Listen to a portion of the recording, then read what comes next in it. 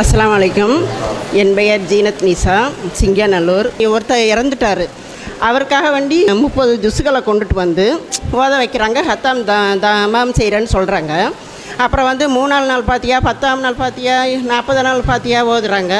இந்த மாதிரி செய்கிறது தடை விதிக்கப்பட்டுள்ளது. அது நம்ம மீறி செஞ்சிட்ருக்கோம். அப்போ இதெல்லாம் செய்யலைன்னா நாம் அது இறந்தவங்களுக்காக வேண்டி நம்ம என்ன செய்யணும்? அதாவது இறந்தவர்களுக்காக 1வது கத்தம், 3வது கத்தம், 5வது கத்தம், 10, 40 வருஷம் அப்படின்னு சொல்லி குரானை ஓதுறாங்க. அந்த குரானை ஓதுறதுக்கு இவங்க கூட ஓத மாட்டான். இவனுக்கு ஓத தெரிஞ்சால் தானே. அதுக்கு குரான் ஓத தெரிஞ்ச ஒரு 4-10 பசங்களை கூட்டு வந்து உட்கார வச்சு ஓத சொல்லிடுவாங்க. அவனும் ஓதிட்டு போயிடுவான். அதுக்கு சாப்பாடு போடுவாங்க. கத்தம் பாத்தியாங்கிற பேரில் சோறு போட்டு, அதுக்கு நெய்ச்சோறு போட்டு விருந்து வச்சு இறந்ததுக்காக வேண்டி இந்த மாதிரி சாப்பாடாக்கி போடுவாங்க. இதெல்லாம் செய்யக்கூடாதுன்னு நம்ம சொல்கிறோம். ஏன் சொல்கிறோம்? இது ஒரு மார்க்கம்னு சொல்லி ஒரு செயலை செய்கிறதா இருந்தால் அல்லாஹ் சொல்லியிருக்கணும், அல்லது நபிகள் நாயகம் ஸல்லல்லாஹு அலைஹி வஸல்லம் அவர்கள் இதை செய்யுங்க, செய்யலாம் என்று சொல்லி கொடுத்துருக்கணும். 2 பேரும் சொல்லாத ஒன்றை நாமளே மார்க்கமாக உண்டாக்கினா இது அதிக பிரசங்கத்தனம். அதுதான் வழிகேடுன்னு மார்க்கம் சொல்லுகிறது. குல்லு பிதாத்தின் லலாலா, மார்க்கத்தில் இல்லாததை மார்க்கத்தில் இருக்கிற மாதிரி புதிதாக உண்டாக்குவது வழிகேடு அப்படின்னு நபி ஸல்லல்லாஹு அலைஹி வஸல்லம் சொல்லிட்டாங்க. இப்போ பாருங்க, ரசூலுல்லாவுடைய மனைவி கதீஜா ரலியல்லாஹு அன்ஹா அவர்கள் ரசூலுல்லாவுக்கு ரொம்ப நெருக்கமானவங்க. அவங்க இறந்தாங்கல்ல, ரசூலுல்லா எப்போவாவது கத்தம் ஓதுனாங்களா? ஓதலை. யாரை வச்சாவது ஓதுனாங்களா? ஓதலை. அவர்களுடைய காலகட்டத்தில் ரசூலுல்லா அவர்களுடைய தாயார் ஆமினா இறந்து அடக்கம் செய்யப்பட்ட இடத்துக்கு போனாங்க. அடக்கம் செய்யப்பட்ட இடத்துல போய் அமர்ந்து பார்த்தார்கள். அந்த அடக்கம் செஞ்சுருப்பாங்கள்ல, அந்த இடத்துக்கு சும்மா போயிட்டு வந்தாங்க. கண்ணீர் வடித்தார்கள். அதற்காக கத்தம் ஓதுனாங்களா? ஓதலை. ரசூலுல்லா காலத்தில் பல நபித்தோழர்கள் போர்க்களத்தில் ஷஹீதானாங்கள்ல, உயிர் தியாகம் பண்ணாங்கள்ல, அவர்களுக்காவது ரசூலுல்லா 1வது கத்தம் 2வது கத்தம் ஓதுனாங்களா? ஓதலை. இப்போ யாருமே ஓதலை, யாருக்கும் ஓதலை. அப்படி இருக்கும்போது இன்னைக்கு இது எப்படி உண்டாச்சு அப்படின்னா, பிற மதத்தவர்கள் இறந்துட்டாங்கன்னு வைங்க, அவங்க அதுக்குன்னு என்ன செய்வாங்கன்னா 1வது நாள், 2வது நாள் திதி, 3வது நாள் அவன் விதி முடிஞ்சிருக்கும், இவன் திதின்னு இன்னொன்று ஆரம்பிச்சிருப்பான். எப்படி 1, 3, 10, 40, அப்புறம் வருஷம். அது தவசம்பாங்க சமஸ்கிருதத்தில். வருஷத்தை ஒரு தவசம் அப்படின்னு சொல்லி என்ன செய்வாங்க, அதை வைத்து சோறு போடுவார்கள். அதே மாதிரி பார்த்து அங்கெல்லாம் இருக்குது. அங்கே 1வது நாள் 5வது நாள் ஒன்று இருக்குது. இங்கே நமக்கு ஒன்றுமே இல்லையே, என்ன பண்ணுறது அஜரத்துன்னு கேட்டார். அஜரத்து பார்த்தாரு, சம்பாதிக்கிறதுக்கு இதுதான் சரியான வழி. எப்படி மௌத்தா போன இடத்துல கூட கத்தம் ஓதுனா காசு கிடைக்கும். பார்த்தாரு, ஓது 1, 3, 5, 10 இஷ்டத்துக்கு அடிச்சு விட்டார். இதன் மூலமாகத்தான் இறந்து போனவருடைய ஆத்மா சாந்தி அடையும், அவருக்கு சொர்க்கம் கிடைக்கும், அவர் பாவத்தை எல்லாம் எல்லாம் மன்னிக்க போறான்னு ஒரு நம்பிக்கை உண்டாக்கின உடனே இவன் நமக்கு என்ன வருது, 1வது இல்லை, 5வது இல்லை, 10வது இல்லை, வருஷம் இல்லைன்னு உடனே அப்போ என்ன செய்யறது? ஒன்றுமே செய்யலையே. அப்போ நம்ம தகப்பனுக்கு ஏதோ நம்ம செய்யாமல் இருக்கிறோம், விட்ட குறை தொட்ட குறை இருக்குது. அவர் நாளைக்கு மறுமையில் எனக்கு ஏண்டா கத்த ஓதலைன்னு ஒரு கேட்டார்னா இப்படி ஒரு பதட்டம் நமக்கு வருது. இது மார்க்கத்தில் இல்லை, இது வழிகட்ட காரியம். அப்போ அவங்க என்ன கேட்குறாங்கன்னா, இதெல்லாம் வேண்டாம், அப்போ என்ன செய்யணும் அப்படின்னு மார்க்கத்தில் சொல்லப்பட்டிருக்குமா இல்லையா? இஸ்லாம் தான் எல்லாத்துக்கும் தீர்வு சொல்லுதுல்ல. ஒருத்தன் பிறக்கிறதுலேருந்து இறக்குற வரைக்கும் தீர்வு சொல்லுகிற மார்க்கத்தில் இறந்தா என்ன செய்யணும் இருக்குமா இல்லையா? இருக்குது. 1 இல்லை 2 இல்லை 1000 இருக்குது. எல்லாத்தையும் நம்ம ஆலிம்ஸா இருட்டடி பண்ணிட்டார், மறைச்சு விட்டுட்டார். அப்போ எப்படி நம்ம மக்களுக்கு தெரியும்? அதை நம்ம கரெக்டாக செஞ்சோம்னா இதெல்லாம் போயிடும். என்னவெல்லாம் இருக்குது? முதல்ல இறந்துட்டாங்கன்னா அவர்களை குளிப்பாட்ட தெரியணும். நமக்கு கணவனாக இருந்தால் மனைவிக்கு குளிப்பாட்டலாம், ஆண் ஆணுக்குத்தான், பெண் பெண்ணுக்கு தான் குளிப்பாட்டு சட்டம். ஒரே ஒரு விதிவிலக்கு என்ன? கணவன் இறந்துட்டா மனைவி குளிப்பாட்டலாம், மனைவி இறந்தால் கணவன் குளிப்பாட்டலாம். இதை தவிர ஆம்பளைக்கு தான் குளிப்பாட்டணும், பொம்பளைக்கு தான் குளிப்பாட்டணும். சரியா? குளிப்பாட்டுற சட்டம் தெரியணும் பிள்ளைக்கு. தன் தாய் தகப்பனுக்காக வேண்டி குளிப்பாட்டக்கூடியவர்களாக பிள்ளைகள் வரணும். 1, கஃனிடணும், அவர்களுக்கு குழி தோண்டி அடக்கம் செய்யணும். அதற்கு முன்னதாக ஜனாசா தொலை வைக்கணும். 4 இருக்கா? குளிப்பாட்டணும், கஃனிடணும், அடக்கம் செய்யறதுக்கு முன்னாடி அவரை சுமந்து செல்றது, தொழுக வைக்கிறது, அடக்கம் செய்கிறது. இப்போ தொலை வைக்கிறோம்ல, தொலை வைத்து அந்த தொழுகையில் அவருக்காக பாவ மன்னிப்பு தேடணும். அப்போ இது ஒரு கடமை இருக்கிறது. இதெல்லாம் இறந்தவர்கள் செய்கிறது அப்படி வரிசையாக வரும். பாவ மன்னிப்பு தேடி முடிச்சுட்டு இப்போ இந்த ஜனாசாவை என்ன செய்கிறாங்க, குழியில் கொண்டு போய் வைக்க போகிறாங்க. அதுக்கு முன்னாடி இந்த புள்ள இருக்கிறான்ல, அவன் அந்த சபையில் கேட்கணும், எல்லோருக்கும் ஒரு பொதுவான அறிவிப்பு, என்னுடைய தகப்பனார் இறந்திருக்கிறாரு, அவர் இந்த உலகத்தில் உங்களுக்கு ஏதாவது மனம் புண்படி மாதிரி நடந்திருந்தா அல்லாஹ்வுக்காக வேண்டி அவரை நீங்கள் மன்னிச்சுக்குங்க, நாளைக்கு மறுமையில் அவர் குற்றவாளி ஆயிடக்கூடாது, இப்படி கேட்கணும். இதெல்லாம் கடமை. புள்ள மேலே எதுவுமே செய்ய மாட்டான். நம்ம வீட்டில் என்ன பண்ணால் மௌத்தா போனவொன்னு அஜரத்துக்கு ஃபோன் அடிப்பான். அவர் வந்து இறக்கி விட்டுட்டு இவன் வெளியே போய் வேலை பார்த்துட்டு இருப்பான், சோறு ஆக்கிற வேலை பார்த்துட்டு இருப்பான், சமையலரில் போய் நின்றுருப்பான், அங்கே வெந்துருச்சா வேகலையான்னு போய் பார்த்துக்கிட்டு இருப்பான். இங்கே என்ன ஆயிரும், அடக்கம் பண்ணுற வரைக்கும் மற்ற ஜமாத்துக்காரங்க பார்த்துக்குவான், இவனுக்கு ஒன்றுமே தெரியாது. இருக்கா இல்லையா? இவன் ஒரு திடகாத்திரமாக கவலையாக இருந்தாலும் கூட அதை நிறைவேற்றணும். எப்படி நிறைவேற்றணும்? இது செய்ய வேண்டிய கடமை, இறந்தவர்களுக்கு பிள்ளைங்க செய்ய வேண்டிய கடமை. இதெல்லாம் முடிச்சுக்குவோம். மற்றவன் செய்கிறது அடுத்த கடமை இருக்குது. பிள்ளைகள் என்ன செய்யணும், அல்லாஹ்வுக்காக வேண்டி நீங்கள் அவருக்கு நீங்கள் அவருடைய குற்றக்குறைகளை கொஞ்சம் பொருந்திக்கிங்கன்னு சொல்லணும். ரெண்டாவது ஒன்று கேட்கணும், என்னுடைய தகப்பனார் உங்களுக்கு யாருக்காவது கடன் கொடுக்க வேண்டி இருந்தால் அந்த கடன் என்னன்னு எனக்கு சொல்லுங்க, அதை நான் பொறுப்பெடுத்துக்கிட்டேன் அப்படின்னு மகன் சொல்லணும். மகன் ஒருவேளை வாய்ப்பு இல்லை, வசதி இல்லைன்னு வைங்க, ஜமாத்தார்கள் வந்து சொல்லணும். அது வரைக்கும் மகனுக்கு என்ன பொறுப்பு, என்னுடைய தகப்பனார் உங்கள்கிட்ட யாருக்காவது கடன் வாங்கியிருந்தா அல்லாஹ்வுக்காக வேண்டி நீங்கள் அதை பாதி தள்ளுபடி பண்ண விரும்பினா பண்ணுங்க, முழுசாக தள்ளுபடி பண்ண விரும்பினா பண்ணுங்க, இல்லை தள்ளுபடியெல்லாம் பண்ண மாட்டோம் கடன் வேணும்னு சொன்னால் என்கிட்ட சொல்லுங்கள், நான் அடைக்க பொறுப்பெடுத்துருக்கிறேன், உங்கள் பேர் ஃபோன் நம்பர்லாம் கொடுங்க, இனி நான் இதுக்கு பொறுப்புதாரி இப்படின்னு ஏற்றுக்கணும். இது அடுத்த கடமை. அதற்கடுத்த கடமை என்ன, தகப்பனார் வந்து இறைவனுக்கு இணை வைக்கல, தர்கா வழிபாடெல்லாம் செய்யலைன்னா தான் இதெல்லாம் செய்யணும். தர்கா வழிபாடெல்லாம் செஞ்சுருந்தாருண்டா குளிப்பாட்டி அடக்கம் பண்ணுறதோடு நிப்பாட்டிக்கணும்.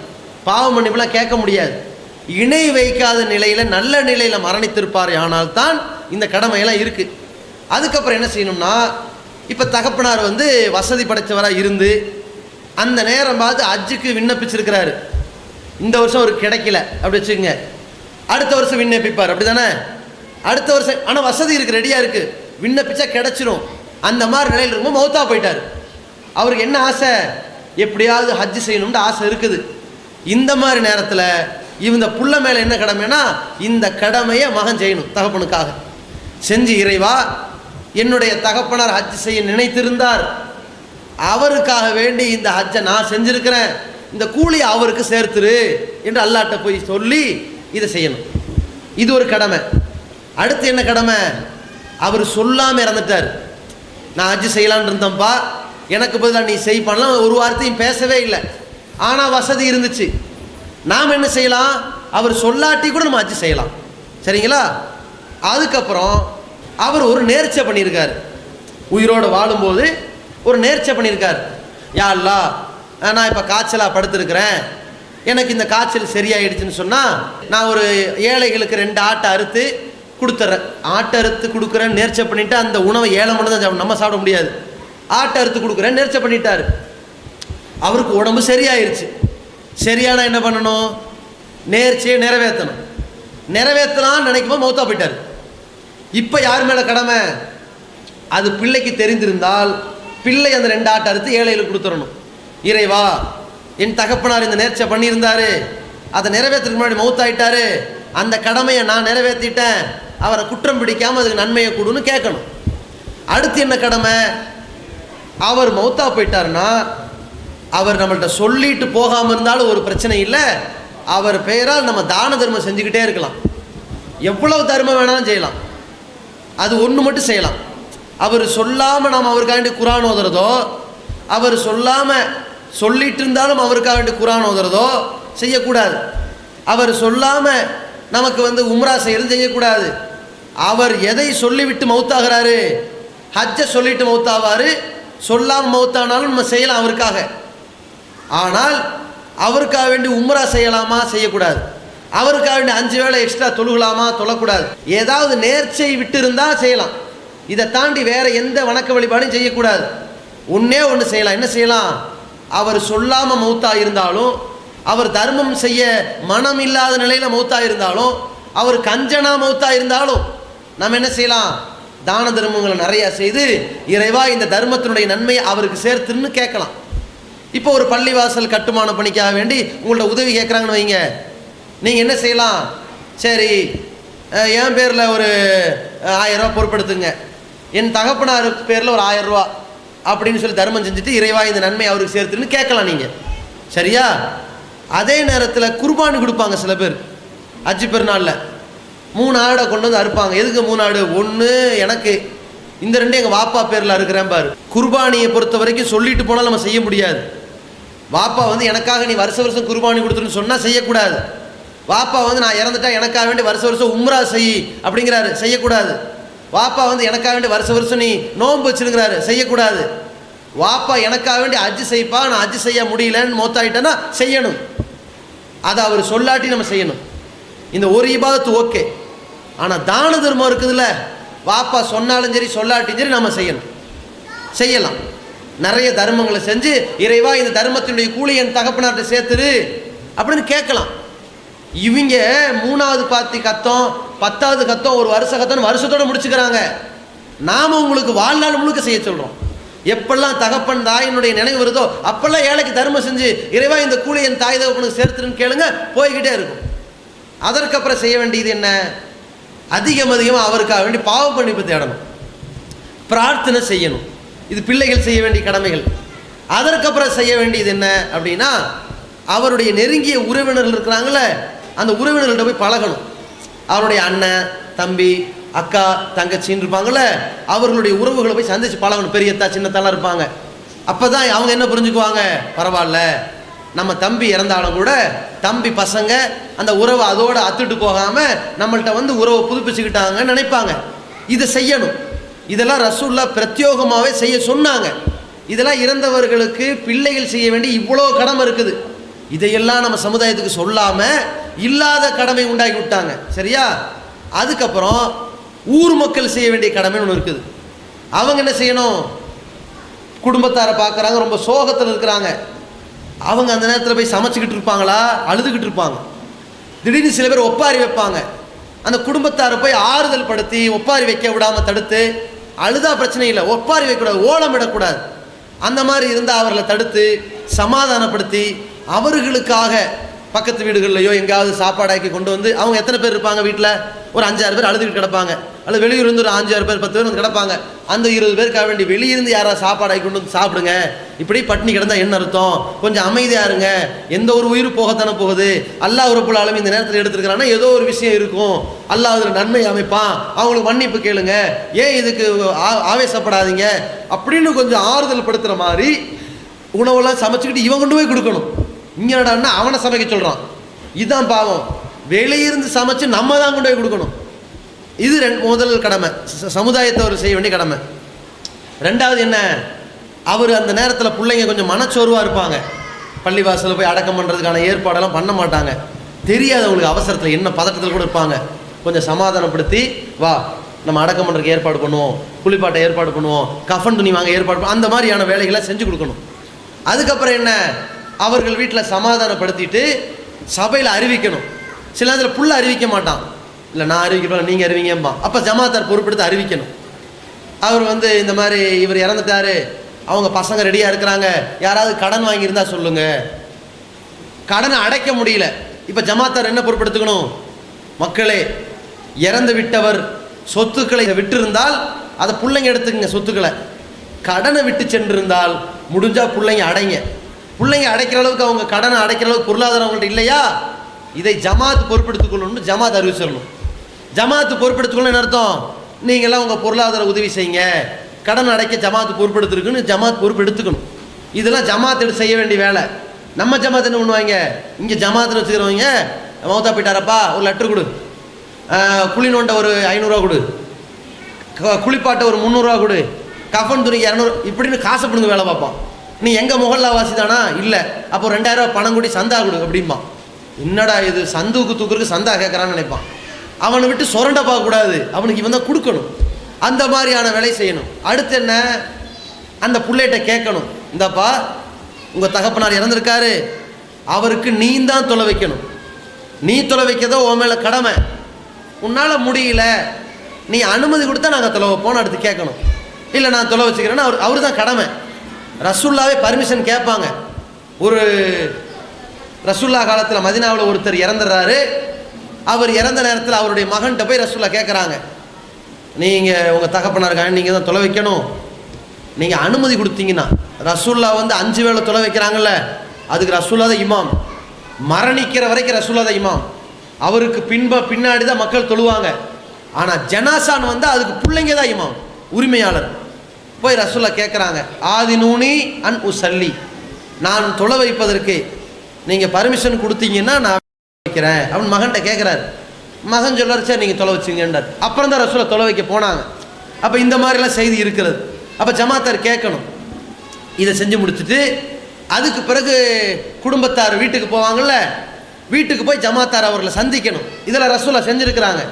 அவர்களை போய் சந்தித்து, நீங்கள் ஒன்றும் பதட்டப்படாதீங்க, கவலைப்படாதீங்க, அவருக்காக வேண்டி இது செய்யுங்க, இன்னொன்னதை செஞ்சிடாதீங்க, இதெல்லாம் போய் எடுத்து சொல்லிட்டு வரணும். இவ்வளோ இருக்குது மார்க்கத்தில். சரிங்களா? இதுதான் மார்க்கம் காட்டித்தந்த வழி. மார்க்கம் காட்டித்தராத வழிகள்லாம் என்ன? வழிகேடு. அவங்க பேரில் கத்தம் ஓதுறது, அவங்க பேரில் வருஷம் இந்த சபே பராத்துங்கிற பேரில் அடக்கஸ்தலத்தை போய் பார்த்துக்கிட்டு வர்றது, அங்கே போய் சப்பாத்தி சுட்டு வச்சுக்கிட்டு வர்றது, இந்த வேலையெல்லாம் பற்றக்கூடாது. இதெல்லாம் மார்க்கம் சொல்லி தரலை. சரிங்களா? மார்க்கம் காட்டி தந்த வழி தான தர்மம் என்ன வேணாலும் செய்யுங்க, எவ்வளோ வேணாலும் செய்யுங்க, அதுக்கான நன்மை அவர்களுக்கு சேர்த்துருவான்னு கேளுங்க, அல்லாஹ் சேர்ப்பான். ஹஜ்ஜு அவர் சொல்லி இருந்தாலும் செய்யுங்க, சொல்லா இருந்தாலும் செய்யுங்க, ஓகே. இதை தாண்டி ஏதாவது நேர்ச்ச மாதிரி ஏதாவது பண்ணியிருந்தா அதை அவர் உங்களுக்கு சொல்லிட்டு போயிருந்தால் நிறைவேற்றுங்க. வேறு எந்த அமலையும் செஞ்சிடக்கூடாது. தொழுகையோ உம்ராவோ அதெல்லாம் நம்ம செய்ய முடியாது. அவர் நேர்ச்சியை விட்டுட்டு போயிருக்கார். நான் ஒரு 2 ஆடு இருக்க நேர்ச்சி பண்ணிட்டேன், என்ன நிறைவேற்ற முடியலன்னு சொல்லிட்டு இருக்கார், மௌத்தாயிட்டார். அப்போ நீங்கள் நிறைவேற்றலாம், சொல்லி இருந்தா. இதை மட்டும் கவனத்தில் வைக்கணும். இதுதான் பிள்ளைகள் செய்ய வேண்டிய கடமை என்பதை புரிந்து கொள்ள வேண்டும். இதில் இன்னொரு முக்கியமான பாயிண்ட் என்னென்னா, தகப்பனார் ஹஜ்ஜு செய்யலை, மௌத்தா போயிட்டார். அவருக்காக வேண்டி நீங்கள் ஹஜ்ஜு செய்கிறதா இருந்தால் செய்யலாம். நீங்கள் ஃபஸ்ட்டு ஹஜ்ஜு செஞ்சுருக்கணுங்கிற நிபந்தனை கிடையாது. ஆனால் உங்கள் அண்ணன் அல்லது உங்கள் தம்பி அல்லது உங்களுடைய சொந்தக்காரங்க அவங்க யாராவது ஹஜ்ஜு செய்யாமல் மௌத்தா போயிட்டாங்க, ஆனால் அவங்க சொல்லிட்டு மௌத்தா போகிறாங்க, அவங்களுக்காக நீங்கள் ஹஜ்ஜு செய்கிறது கடமை இல்லை. அவங்க சொல்லியிருந்தால் கடமை ஆகி போயிடும். பணமெல்லாம் உன்ட்ட இருக்குப்பா, அவர் ஒரு மாமாவாக இருக்கிறாரு, சித்தப்பாவாக இருக்கிறாரு, அண்ணனாக இருக்கார், தம்பியாக இருக்கிறாரு, நிறைய காசு வச்சுருக்காரு, என்னால் முடியல, நீ ஹஜ்ஜு செஞ்சுருப்பான்னு சொல்லிட்டு மௌத்தாயிட்டார். அல்லது உயிரோடு இருக்கிறார், நீ செய்ப்பா, அவர் முடியாமல் கிடக்கிறாரு, அந்த மாதிரி அவர் செய்ய சொன்னார்னு வைங்க. அப்போ இவன் ஹஜ்ஜு செய்கிறதா இருந்தால் ஃபஸ்ட்டு இவனுக்கு ஒரு ஹஜ்ஜு செஞ்சுருக்கணும். செய்த பிறகுதான் அடுத்த வருடமோ அதுக்கு அடுத்த வருடமோ போய் அண்ணனுக்கோ சொந்தக்காரங்களுக்கோ செய்ய முடியும். ஆனால் வாப்பாவுக்கோ உம்மாவுக்கோ தந்தைக்கோ தாய்க்கோ செய்கிறதா இருந்தால் இவர் முதல்ல ஒரு ஹஜ்ஜு செஞ்சுருக்கணுங்கிற அவசியம் கிடையாது. சரியா? இந்த வேறுபாடை புரிஞ்சுக்குங்க.